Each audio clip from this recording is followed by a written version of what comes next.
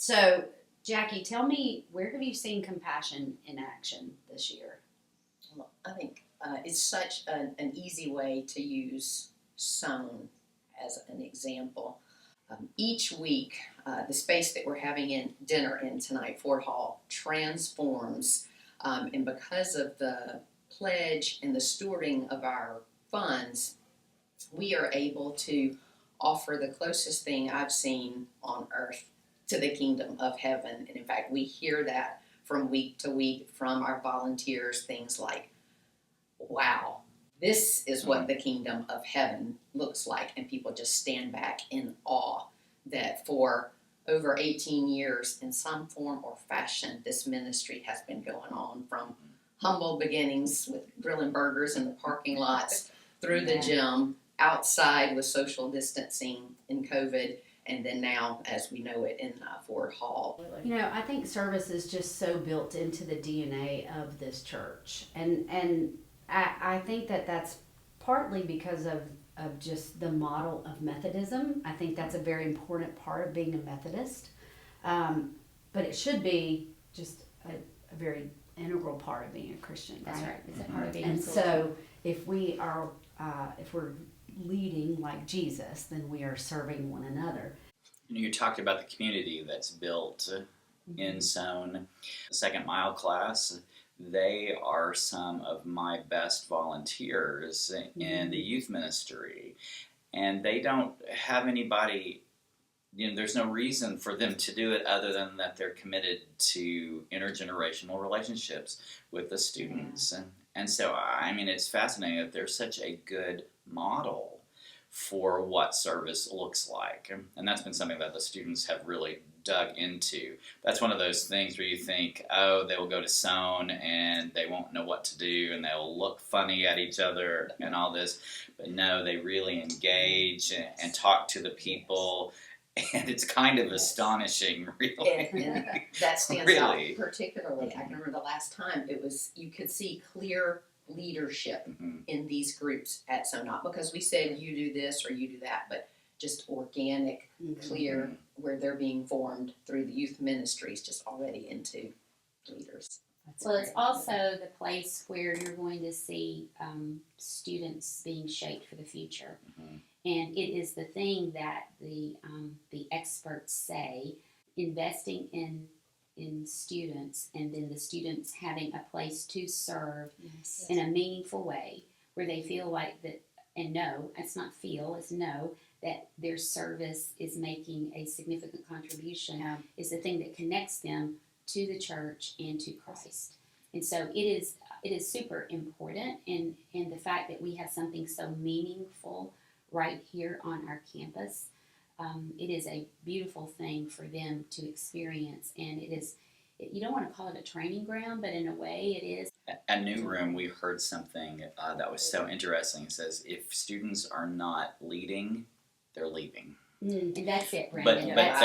But that's true of any of us. Allison, tell me about a time when you've seen our people love on each other in a really tangible way in children's ministries. Oh, goodness. One of the first things that comes to mind immediately was our experience this summer with Bible school. And we took a risk and tried something brand new and changed the model and the way that we approached ministry to kids in that week-long window, and moved it to a more community-type style experience for children, but not just for the children, but also for our adult and youth volunteers. So instead of a lot of individual separated classes, we spent a lot of time together in a marketplace setting in the gym. How many adult volunteers did you have for VBS this summer? Do you know? Off the top of my head, we probably had 50. I mean, we almost had as many volunteers as we did children. Wow. And we probably had 30 student volunteers, middle school, high schoolers. Yeah. So, Laurel, in Sunday school, obviously, we have an incredible Sunday school program. We are, I think, we're probably an anomaly to many churches because we have such a successful and well-attended Sunday school. But our Wednesday night Bible studies are just as successful.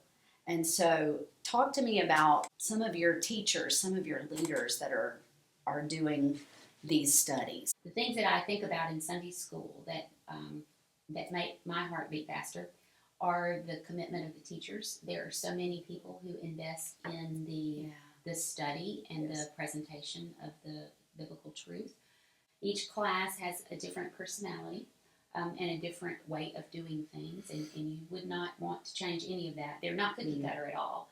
And they have, within their class, decided how they're going to handle things like caring for one another. They have an identity of their own, and they are very involved and committed people. And so, as a result, you look and say, what do we want more of? We want more of those. Yeah. And the good news is we have been seeing growth within the classes. We have, even in classes that have been together for a very long time, we're seeing new people come and want to be a part of it. The other thing I know is that we've had 2 new Sunday school launches this year.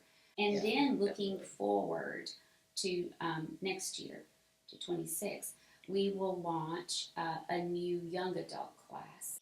When you think about all of these stories, how do you see generosity making these things possible?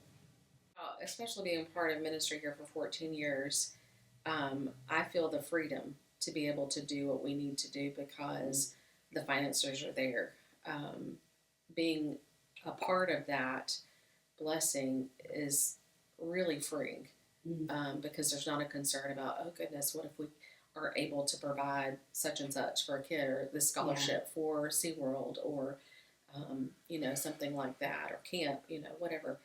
You can train.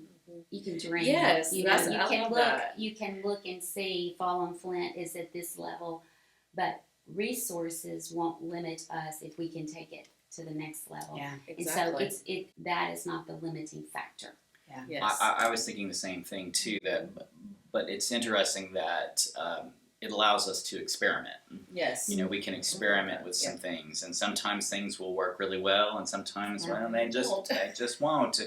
But that's okay. Yes.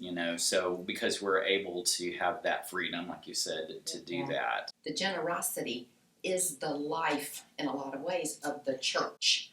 And it because we're not a business. We're not producing a product and getting a profit. Correct. And, it's a very different model. But we are taking what our members generously give and offering programs of value and formation and discipleship. And I think that's why we are so blessed to have life for so many areas, and I would say every area of our church. Mhm. What do you hope people see when they watch this video? Brandon's shirt. Oh,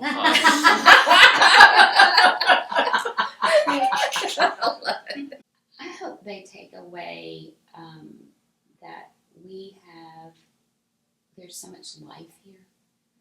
There's so much life in so many places. It's not one area, but you said this, Jackie, it's across the board. Yeah. And that life is the life of Christ. It's not anything that anybody is manufacturing. Yes. It is not a program. It's as if generosity unlocks the door. Ooh. Ooh, that's good, Brandon. That is Yeah. good. Unlocks the door for the Lord to work. There are some places where people want to throw money at things. Sure. Like, well, okay, I'll just throw some money at that. And, granted, sometimes Sometimes we need sometimes people we to need do that. people to Yes. do that, of course. But I don't see that as what is happening here. Mhm. People are generous on all levels. Yeah. And what a place of Absolutely. trust that is for us. Yes. I mean, that's wonderful.